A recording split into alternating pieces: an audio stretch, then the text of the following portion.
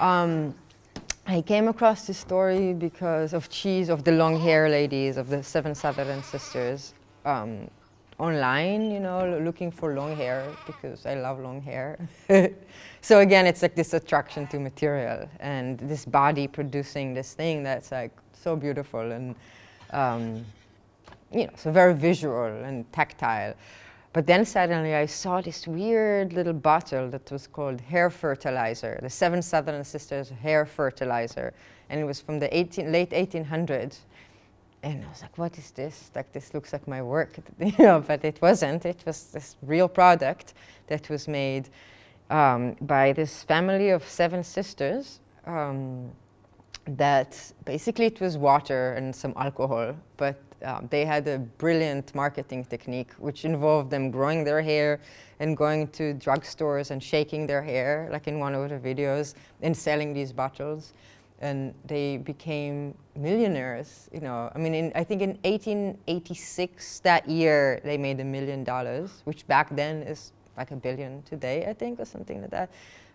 So then the story goes, I went to their hometown, which is in Lockport, New York, by the Niagara Falls. They stopped working and they hired these surrogate-sisters with long hair to travel around Europe, you know, Canada, the US, shake their hair and sell these bottles. While they were partying, they liked to drink with their animals. They were obsessed with their animals and never really married. They shared lovers, you know. They were kind of wild in, you know, last century, 2 centuries ago. So I was really interested in their story. There's, of course, in the real story, the dad, and there's always like, oh, he was like behind the whole scheme of how to, but I don't think that was true, because I think they all had, all the sisters, each one had their role, and I think they were very smart businesswomen. So of course you always have to relate it to the male that like was like managing them, but I think they were very self-managing. And at the same time, I saw a picture of a woman, contemporary, but again dressed in like this Victorian dress with long hair and her dog. And I was like, who is this? So I went, and it was this Yahoo group, and she was part of this long hair club on the internet. So I emailed her, and she emailed me back. Her name was Lady Grace, and she invited me to come to their annual hair lovers meeting in Bushnell, Florida, which is like a 2,000 people little town in central Florida. So of course I went. And then I met the 7 sisters, 6, but nobody noticed. There's one missing. It became very obvious that this piece I want to do about recreating their story in a way. You know, I mean, I couldn't really do a whole feature didactic kind of like explaining about their story. It was more inspirational, and it was about their, so they started as kind of poor farm girls on a failed farm upstate New York, and then they realized they could grow more stuff out of their body than out of their ground. So I thought it would be funny to place cheese before they realized that, you know, when they moved from like growing things from the soil into growing their image. And some say they're the first American supermodels, and nobody really knows them besides in that little town, Lockport, New York, where they're from. And so I met the contemporary long hair women. And when I went to the hair meeting convention, which was in Lady Grace's house, it was like 10 people or something. I stayed, she said I should stay in her neighbor's house that had 80 acres and a petting zoo. So I stayed in the petting zoo, and I became friends with him. And he said that if I want to build a set outside, I could do it, you know, in exchange for renting a room, which was a good deal. So I stayed there for almost 9 months, almost a year, and built, these are all part of the original cheese farm in Florida. So I was there, you know, I got half an acre, and I was really interested in actually growing stuff from the ground and using that kind of a circular farm structure to explore like movement within it and like a earthwork in a way. So I stayed there for a long time, and I invited them all to come for the shoot, and we all stayed there for a week. And it was, they created a union against me in the first day because they needed to wash their hair, and it took 24 hours for the hair to dry, and I had 5 days to shoot, so they couldn't take 24 hours. So we made meetings and agreements, you know, their union, the long hair union, and me, and we all came to, they could wash their hair in turns, and somehow it worked out. So, yeah. And their hair is really beautiful and mesmerizing. And that was part of the agreement of the union, that I had to say every time that I talk about them, that their hair is mesmerizing and beautiful. And I still do that every time I talk about them. This is a cheese installation. Come in.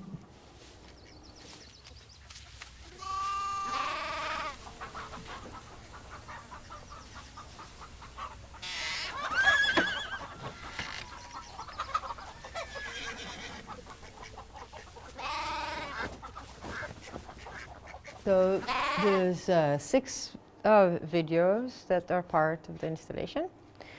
All these materials are part of the set that you see in the video, which was filmed in Bushnell, Florida, about almost 9 years ago. And so basically the actual set was half an acre that then that was built almost for a year and was left there, and then I came back with a truck driving from, you know, chopping the set up and putting it in a truck and driving it back to my studio in Harlem, New York. These are all kind of leftover from a sawmill from Florida. And the set was this, as I said, the round structure that was kind of a day in the life of these women with their long hair making cheese, and later the hair tonic, and kind of using their hair to farm.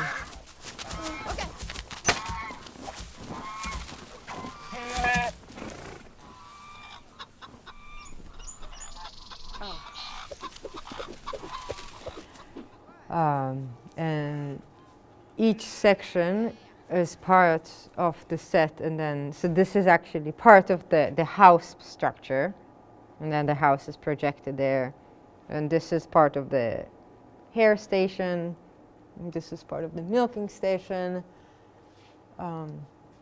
So, you know, I wanted to create this kind of 360 experience. You're basically in the film set. But I wouldn't even call it a set, because it was for me a real farm. I worked with the goats, for example, to teach them how to, you know, almost every day I would bring them and see if it works or not. In this one, this is part of the milking station. Here you see this wheat that I grew, you know, I planted all manually, and it grew over time. So it was important that I build a set and I kind of let it, you know, age and be kind of real. So it was, for me, like a real place. I was really interested in kind of making this earthwork almost, and taking this space and really cultivating it, you know, and then bringing the long hair women into it to activate it, and the animals to activate it.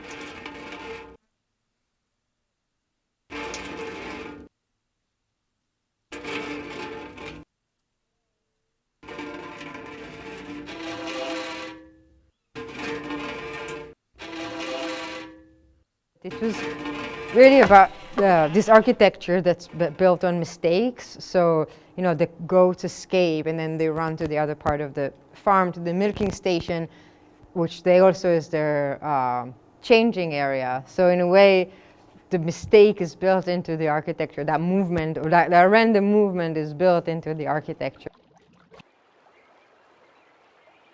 They're looking outside of the wall, outside of their farm, and they're kind of trapped in it a little bit. What are they looking for? Freedom. It's the story of this failing farm, and this is their end of the day, and they're not making that much cheese, and, you know, And then they come up with this idea to make a hair tonic instead of cheese, and then it's more successful. This is all the animals going to sleep. That's the end of the day, and each one sleeps in this special way that makes her hair grow better. This is the morning. So this is what I call the house video. So that's when they wake up. From here, after one of them sneezes, which is this kind of always this disruption in my video, and like the body kind of exploding and misbehaving or something, being out of control. So, that out of control results in the goat escaping.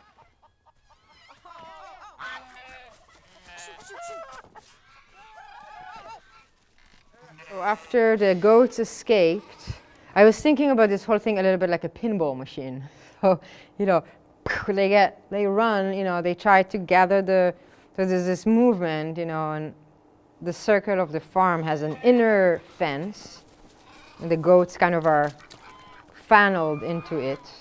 I was looking at these animal chutes and all these ways to control animal movement. They get regathered and recontrolled in this goat station or milking station right here, where they milk the goats.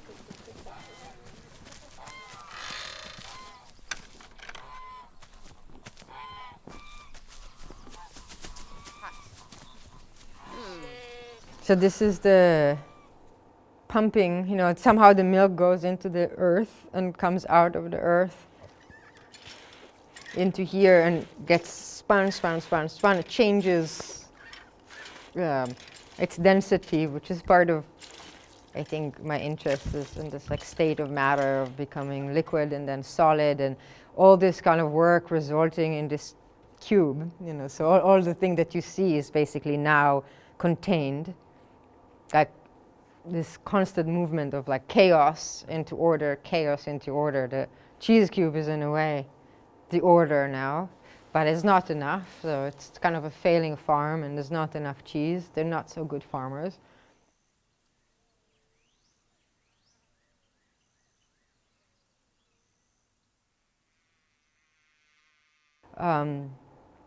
So then, this is where you see that they're shaking their hair. And of course, this is like what motivated me to do it, but I want people to experience it as the way they want. But this is where they shake their hair. So this is where they're kind of selling in a way their image instead of the cheese, milking their own appearance, I guess. And this is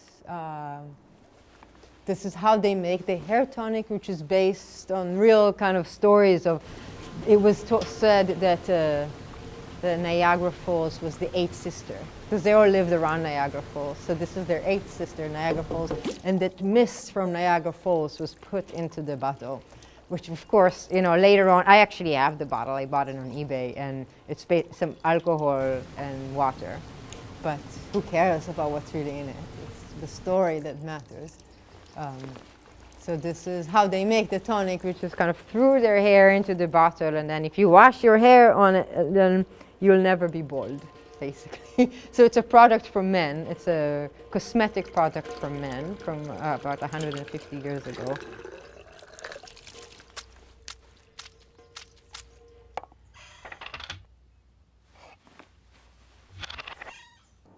No, I think they were just worried about their image. I think they called themselves ambassadors of long hair beauty. So they wanted to make sure that they're represented as such. And as you could see, their hair is mesmerizing and beautiful. But in the end, it ended up, I think, it was a very strong experience because we were all in this one space for a week.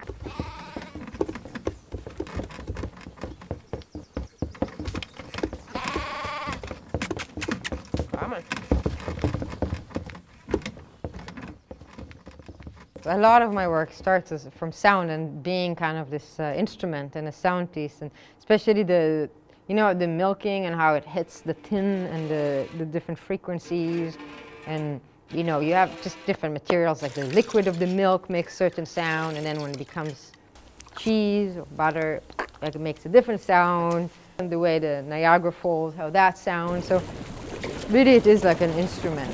So, you know, you look at this and then suddenly, you know, consciously there's something, another sound that's on the other side, and then you kind of have to turn and look at that. So in a way the sound directs you to move around, but, you know, I still like to keep it open when you have choice of where to look at.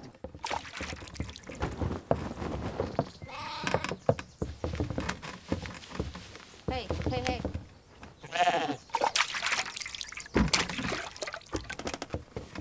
After like about 6 months or something, I came back because I thought that I will, you know, after editing, I realized it's going to be the 6th channel. I was never sure that's going to be, I wasn't sure exactly how I'm going to edit it, but the movement in the farm was very determined from before.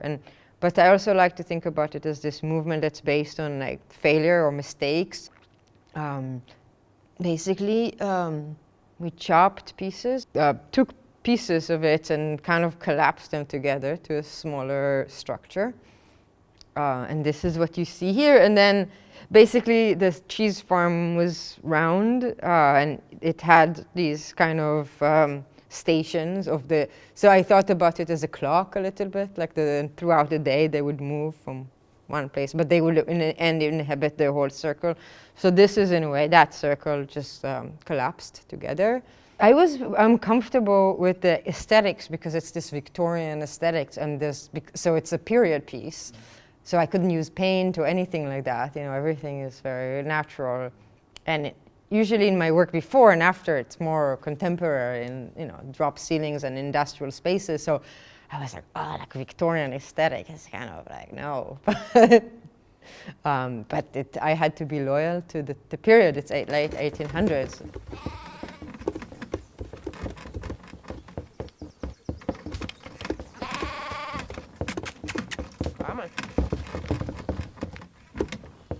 Yeah, I was really fascinated by the Animal Farm, the George Orwell book, Animal Farm, when I was doing it. And I think I wanted to call it Cheese, a Fairy Story, because it's called Animal Farm, a fairy story.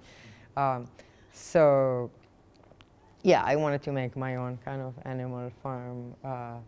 You know, that book is kind of cool. So that was an inspiration. I mean, I'm not sure if it's political or what political art really is, or if every piece of art is political, or, you know.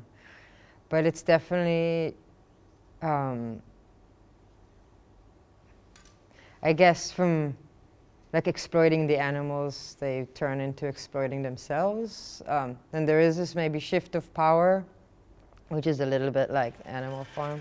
From kind of milking the animals, they milk themselves. So I'm not sure, but I mean, in the real story, in the true story, they, in a way, from exploiting their image, then they started exploiting these other women and sending them all over. And there's all these stories of